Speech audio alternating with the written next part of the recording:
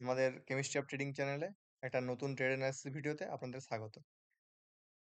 তো আমি ভিডিও শুরু করার আগে বলবো যে আমি নিজে একজন ইনভেস্টার অ্যান্ড অপশন বায়ার। ঠিক আছে, যারা অপশন বাইং করতে চান তারা, যেহেতু অপশন বাইং হিউজ রিস্কি, তো আমি বলবো তারা পজিশন সাইজিং ঠিক করবেন। ঠিক আছে, যা আপনাদের ক্যাপিটাল থাকে তার থেকে 10% থেকে 20% ক্যাপিটাল ইউজ করবেন, যেমন আমি যেটা করি। ঠিক আছে, আপনার যদি 1 লাখ ক্যাপিটাল থাকে 1 লটে ট্রেড করুন, খুব বেশি হলে ম্যাক্সিমাম 2 লটে, তার বেশি একদমই নয়। ঠিক আছে, আর আমার এই চ্যানেলে আমি এটা এডুকেশনাল পারপাসে বলি, এখানে আমি কোনো বাই সেল রেকমেন্ডেশন দিই না। ঠিক আছে, যা আমি দেখাই, আমি যা যা করেছি, যা ভুল করেছি, এবং মানে শেয়ার মার্কেটে গ্রোথ আপনার ওভারনাইট হবে না। ঠিক আছে, আপনাকে 2-3 বছর অ্যাটলিস্ট টাইম দিতে হবে, অ্যাটলিস্ট 1-2 বছর তো টাইম দিতেই হবে। ঠিক আছে, আমার ক্ষেত্রে বেশি টাইম লেগেছে, 3 থেকে 4 বছর উপর লেগেছে। ঠিক আছে, এবার আমি ভিডিওতে আসি। তো দেখুন, আজকের মার্কেট কি হয়েছে, আজ মার্কেট গ্যাপ আপ খুলেছে, দিয়ে একটা ভালো ক্যান্ডেল ফর্ম করেছে। ঠিক আছে, তো আমি আগের দিনই বলেছিলাম যে আমাদের কিরকম চিন্তা ভাবনা থাকবে, যেহেতু এখন মার্কেট ডিপেন্ড করছে গ্লোবাল সেন্টিমেন্টের উপর। ঠিক আছে, যদি দেখুন এখানে আমি বলেছিলাম আগের দিন উইকলি টাইম ফ্রেমে, যদি মার্কেট এম প্যাটার্ন বানাতে পারে একটা, যদি মার্কেট সেন্টিমেন্ট ডাউন থাকে। ঠিক আছে, অথবা যদি একটা ভালো সেন্টিমেন্ট থাকে, তাহলে এখান থেকে গ্যাপ আপ খুলে উপর দিকে চলে যেতে পারে। ঠিক আছে, তো আমি দেখাবো যে আমরা ট্রেডিং কিভাবে করা হয়, বা আমরা কিভাবে ট্রেডিং করি। ওকে, এটা আমি ডিলিট করে দিই। এবার আমি ছোট টাইম ফ্রেমে যাই, 15 মিনিটে যাই। তো 15 মিনিটে প্রথমে আমরা এখানে সাপোর্ট রেজিস্ট্যান্স ড্র করবো। ঠিক আছে, আমি তার আগে বলে দিই, আমি এখানে ভ্যালুগুলো সব মানে দেখতে পাবেন না, কারণ সেবির রেগুলেশনের জন্য আমি এগুলো ইয়ে করে রেখেছি। ওকে, সেবির অনেক রেগুলেশন আছে সেগুলো মেনটেন করার জন্য। তো দেখুন এখানে একটা 24,000-এর লেভেল ছিল, তো সেটা আমার কাছে একটা স্ট্রং রেজিস্ট্যান্স। তারপরে দেখুন এখানে একটা ট্রেন্ড লাইন যাচ্ছে। ওকে, এখানে ট্রেন্ড লাইন যাচ্ছে, আর আমরা জেনারেলি ট্রেড করি 5 মিনিট টাইম ফ্রেমে। তো আপনাদের 5 মিনিটে দেখাবো এবার।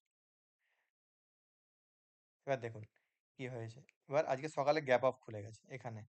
এবং একটা জিনিস লক্ষ্য করবেন সবসময়, যে মার্কেট যখন গ্যাপ আপ খোলে না, তখন কি হয় দেখুন, আগে ধরুন এখানে যারা ট্রেড করেছে, ঠিক আছে, এবং ওভারনাইট নিয়ে গেছে, আমি আগের দিন এখানে ট্রেড করেছিলাম, বাট আমি ওভারনাইট নিয়ে যাই না, কারণ ওভারনাইট এই যে হিউজ হিউজ রিস্ক।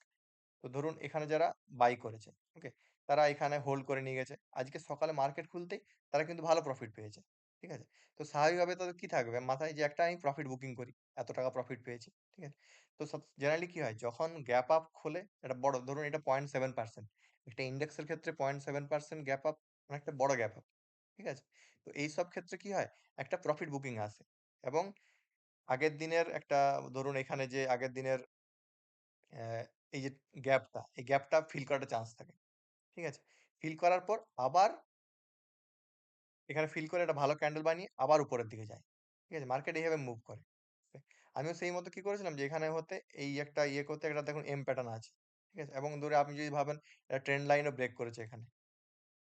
ঠিক আছে, তো এখানে একটা সেলিং অপরচুনিটি হয়, তো আমি এইসব ট্রেড নিয়েছিলাম, এবং কিন্তু আমি এইসব জায়গায় লস বুক করি।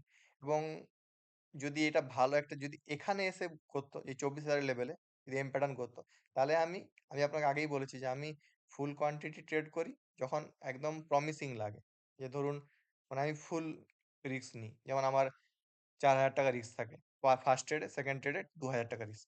ঠিক আছে, তো এখানে ফার্স্ট ট্রেডে কিন্তু আমি, যেহেতু একটু নিচে এম প্যাটার্নটা বানিয়েছে, তো আমি এখানে কম রিস্ক নিয়েছি, 2,000 টাকা রিস্ক নিয়েছি। ঠিক আছে, এবং আমি 2,000 এখানে 2,500 টাকা লস করেছি। ঠিক আছে, আবার দেখুন এখানে, যখন এখানে একটা শুটিং স্টার আমি পেয়েছিলাম, আর এটা আমার ট্রেডটা না করলেও হতো অ্যাকচুয়ালি, মানে আমারই নিজস্ব ভুল হয়ে গেছে এর ট্রেড নেওয়া। ঠিক আছে, এই শুটিং স্টারে আমি একটা নিয়েছিলাম এখানে নিচে পড়ার জন্য, বাট হয়নি সেটা, উপরে গিয়ে আমার এখানে স্টপ লস হিট করে দিয়েছে। ঠিক আছে, তো এই ট্রেডটা আমার না করলেই ভালো হতো। ওকে, বাট ঠিক আছে, এরকম ভুল হয়ে যায়, ওই জন্য সবসময় কি, যে তোমার পজিশন সাইজিং ঠিক রাখতে হবে আপনাদের। ঠিক আছে, তাতে ভুল হয়ে গেলে আপনার অ্যাকাউন্ট ব্লো হয়ে যাবে না। ঠিক আছে, ছোট ভুল আজকে হয়েছে, কালকে হয়তো বড় প্রফিট আসবে। ওকে, তো তারপর মার্কেট আর দেখিনি, দুটো ট্রেড লস, মানে আমার কাছে টু স্টপ লস এডে, মানে টার্মিনাল বন্ধ, ল্যাপটপ বন্ধ করে কোথাও চলে যাব বা এরকম। ঠিক আছে, আপনারা ওইটা ফলো করবেন। ঠিক আছে, আর আমার এগুলো বাইসেল রেকমেন্ডেশন নয়, এগুলো শেখানোর জন্য আপনাকে। আর আমি সবসময় ফোকাস দিই যে আপনাকে সবসময় রিস্ক ম্যানেজমেন্ট ফলো করতে হবে। আপনাকে পজিশন সাইজিং ঠিক রাখতে হবে, ডিসিপ্লিন হতে হবে। তার সাথে আপনার রিস্ক টু রিওয়ার্ড ফলো করতে হবে। যে আমার ধরুন ৳২,০০০ লস হচ্ছে। যখন প্রফিট হবে আমি ৮,০০০ ১০,০০০ প্রফিট নেওয়ার চেষ্টা করব। ঠিক আছে? যদি ধরুন এখানে বাইং হতো, তাহলে আমি হোল্ড করতাম এখান পর্যন্ত। ঠিক আছে? তো এটাও দেখতে হবে। আর যদি বলি নেক্সট দিন কি হতে পারে? আরেকটা কথা হচ্ছে যে ধরুন যখন ধরুন আপনার দেখা যায় ডে টাইম ফ্রেমে যখন মার্কেট বুলিশ থাকে না? তখন একটা প্রবলেম হয় যে গ্যাপ আপ খুলতে পারে, খুলতে থাকে। এখানে দেখুন, এখানে ভালো পেয়েছেন। এখানে দেখুন, এখান থেকে গ্যাপ আপ খুলে গেছে এখানে। এতটা গ্যাপ নিয়ে। ঠিক আছে? আবার দেখুন এখান থেকে এটা গ্যাপ ডাউন করেছে। এখান থেকে যখন আবার গেছে আবার গ্যাপ আপ। ঠিক আছে? তো মার্কেট যখন বুলিশ থাকে তখন গ্যাপ আপ খুলে যায়। এখান থেকে গ্যাপ আপ। আবার গ্যাপ আপ। ঠিক আছে? কিন্তু যখন নেগেটিভ সেন্টিমেন্ট থাকে তখন ভালো ট্রেড পাওয়া যায়। Intraday trade. ঠিক আছে? তো এই গ্যাপ আপকে মানে একটু ইয়ে করে ট্রেড করতে হবে।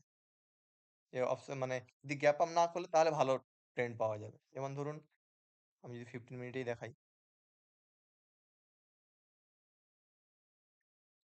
হ্যাঁ, এখানে, এখানে একটা ভালো আপনার ধরুন সাপোর্ট নিয়ে যাচ্ছে এখান থেকে।